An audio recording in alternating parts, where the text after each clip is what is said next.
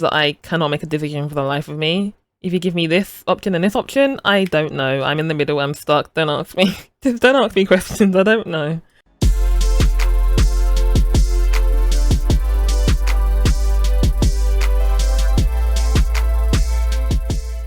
Hello lovely people and welcome back to another YouTube video. Today I thought I'd do something different and something a little bit interesting. Well, hopefully it'll be interesting, we'll see I suppose. But today I am going to be doing an autism quiz because I saw it on TikTok the other day and I'm very curious to see what my results are. Now, I'm a person that actually really loves quizzes and tests and stuff. I've taken so many personality tests. I've taken like every single one basically. I've taken all the personality tests, all the mental health tests. I've taken all of them at this point. This test I've never actually done before. I think it's a newer test, and I thought it'd be interesting to do on video and see how it goes. I thought taking this quiz would be interesting because I've done a couple of videos on ADHD and my traits and stuff like that. But I haven't actually talked more into autism. I feel like taking a quiz, I can kind of talk to you about some of my traits at the same time, you know, and I thought it's a good way to learn more about me and about autism, as well as taking a cool quiz, you know? The test I'm going to be taking today is a monotropism test. I'm not the best at saying the word, but hopefully I said that kind of right. So monotropism is a newer theory and it's developed actually by other autistic people. And I'm very bad at explaining things, so I will link more like links and things down below so you can research it a bit more. So basically, the shortest way to explain this is it's the tendency for our interest to pull us in more strongly than most people. Basically, autistic people are more likely to be pulled into interest and have an intense focus on things, which is why we have like special interests and like hyper focus and stuff like that, because autistic people are more likely to be drawn into things. As I said, I'm not very good at explaining things, so I will put links down below so you can look further into it if you want to. But I thought it's very interesting and something I've not heard about until recently on TikTok, so I thought I'd take this test and see what it says. I'm very curious, you know. So this test consists of 47 questions and you get a score out of 235, I believe. So I guess the higher you are on the scale, the more monotropic you are. So I'm very curious to see where I fall on the scale because I actually have no idea. From what I've heard on TikTok and social media so far about this test though is that it's more relatable and the questions are quite good and stuff like that. So yeah, I will have the questions on screen so you guys can see what I'm reading and we'll go through this test together and see what it comes out with, shall we? Okay, question number 1.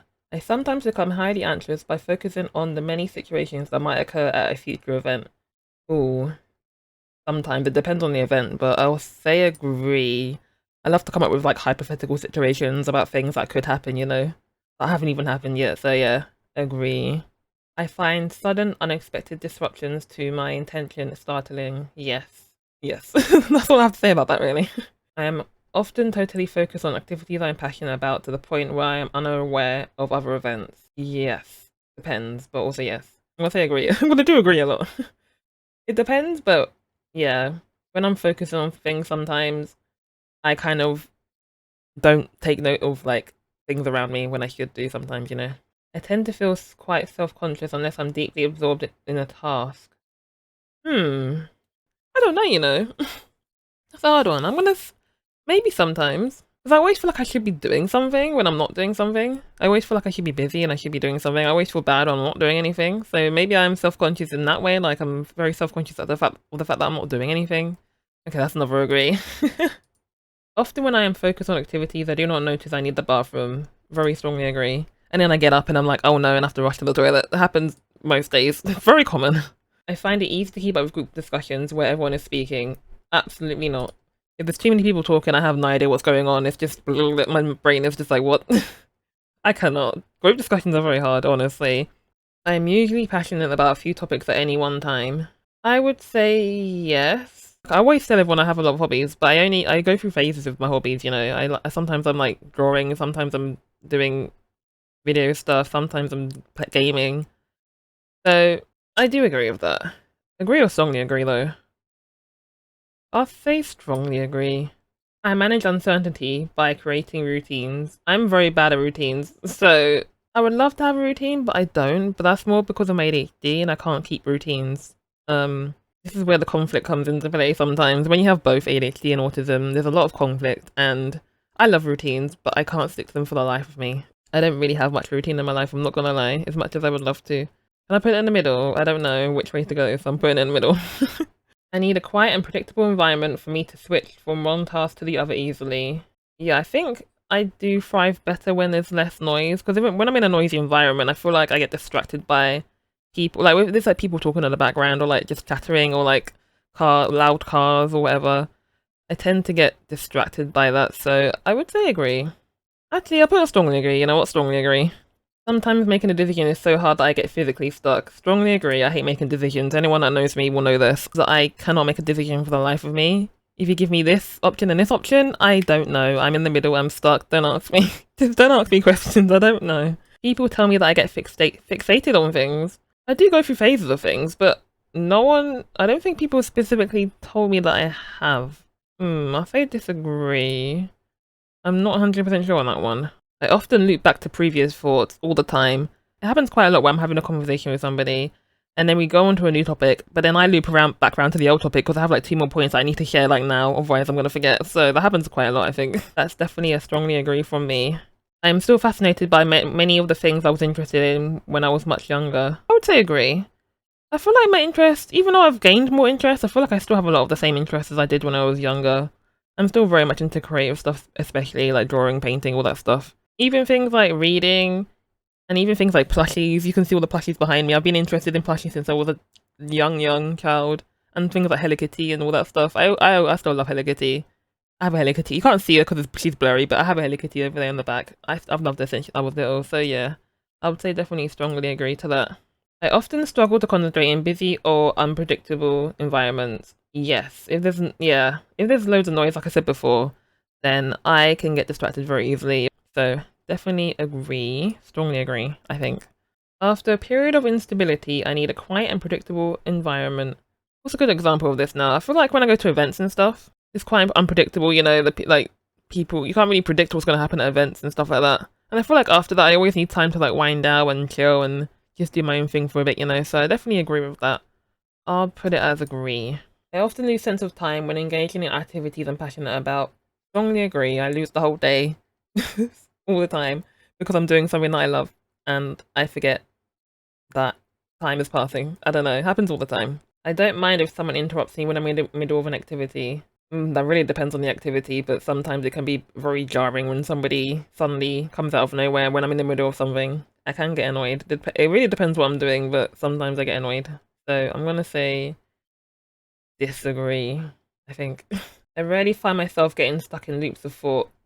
Strongly disagree. I'm always in loops of thought. My brain's going round and round at the same thing sometimes. I sometimes accidentally say something others find offensive or rude when I'm focused on a task. Probably. I don't remember. I probably have though. It's something that I probably would do.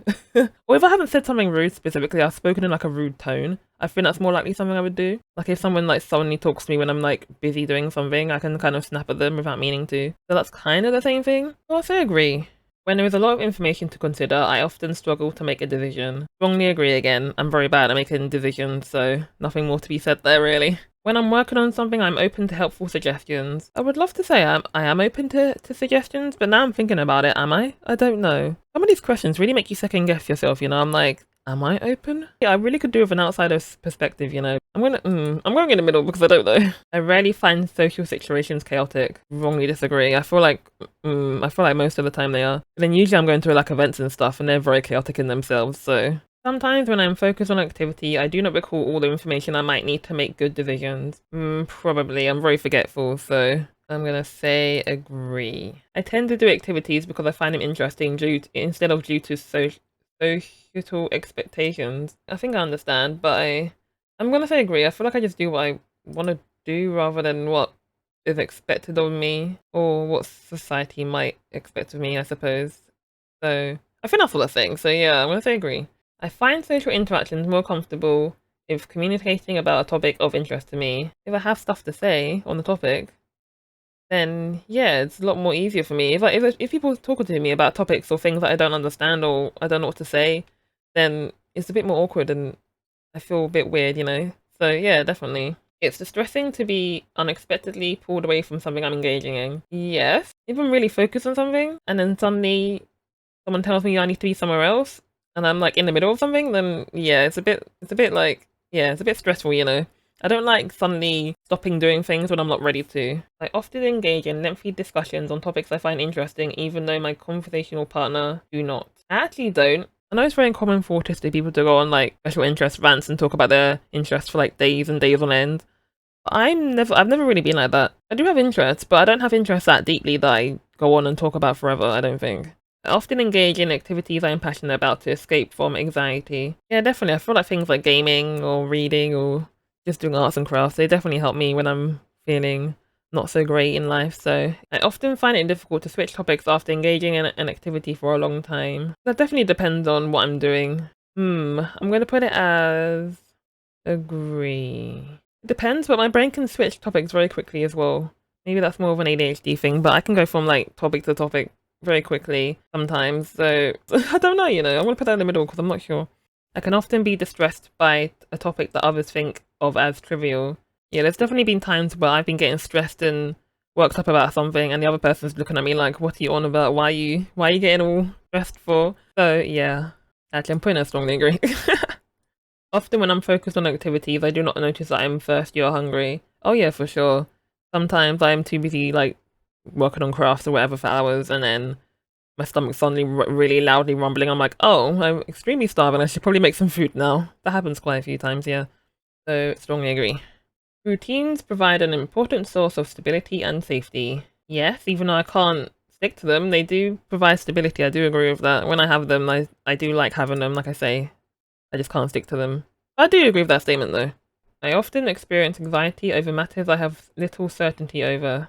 Yes, if I'm going into a situation and I don't know what's going to happen and I can't plan out the day or my time or whatever, it can be quite stressful. I don't like not being able to plan things or whatever. So I'm going to say agree. I can get quite good at something even if I'm not especially interested in it. If I'm not interested in something, I feel like I don't care enough to be good at it. I'm only really good at things I'm interested in. If I don't care, I don't care, and I just move on and do something else, Involvement in an activity of interest often reduces my anxiety level. I will say agree. I'm not that much of an anxious person. Obviously, it depends on the situation. Like, I'm more of a socially anxious person, but I don't have like general anxiety most of the time. So yeah, it still definitely helps me mentally anyway, even if it's not like anxiety based. I find it difficult to engage in a task of no interest in me, even if it's important. Strongly agree. If I don't want to do it, my brain switches off. The end.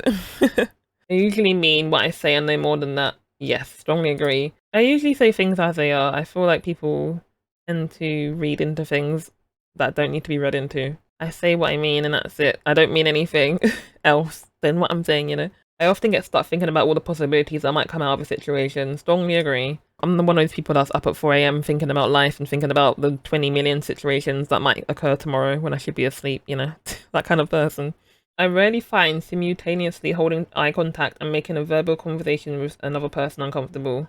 I rarely find it. Strongly disagree. I find it very hard to look into someone's eyes and also talk to them. I usually don't really look at people when I'm talking to them. My eyes are usually very shifty. But I when I'm thinking about things, my eyes tend to just drift off when I'm thinking. I don't know why that is. But yeah. When I'm interested in something, I tend to be passionate about it. Agree? Agree. I don't have much to say about that one, but I'm going to say agree. I have trouble filtering out sounds when I am not doing something I'm focused on. Wait, say that again?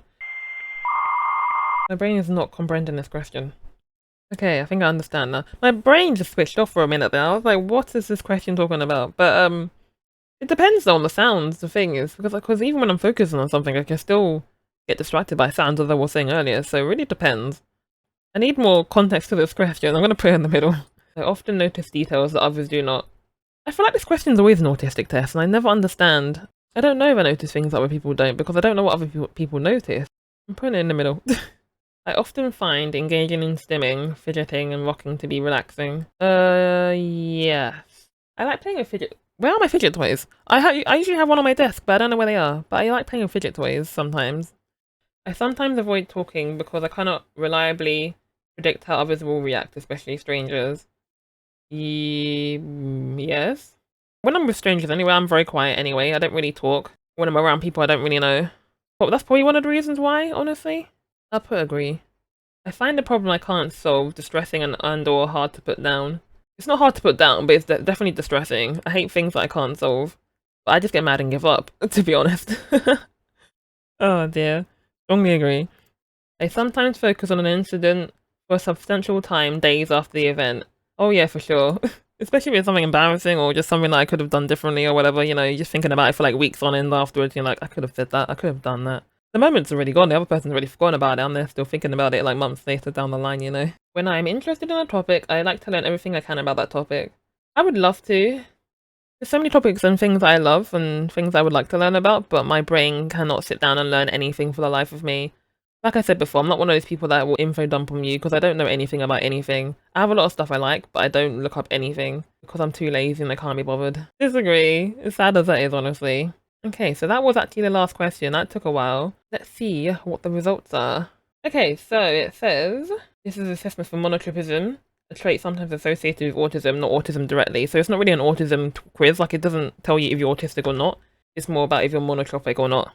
So it's not quite the same thing, but it's still interesting. My score is 198 out of 235. This score suggests that you're more monotropic than 57% of autistic people and 97% of holistic people. Interesting. So that's quite high then. That's a pretty high score, I say. But yeah, this was something different. That was actually quite an interesting quiz. It's definitely different than other tests I've taken before. I feel like most of the questions were a lot easier to understand because I feel like with a lot of these tests, the questions are very vague and they're not really, I don't really understand how to answer them a lot of the time, but I feel like that one's quite simple and pretty easy for the most part. If you want to take this test yourself, I'll link it down below. And as I said at the beginning of the video, I'll put down more information about monotropism if you're interested and want to learn more. But yeah, thank you very much for watching this. This is definitely something different, so let me know if you liked this video and if you found it interesting. Actually, whilst I remember, there won't be a video next week because I'm going to be away. I'm going to Insomnia Gaming Festival next weekend and I'm very excited. I will be vlogging my experience, so that will be my next video, but that probably won't be out for like another 2 weeks. So, and yeah, thank you so much for watching and I will see you all soon. Bye for now.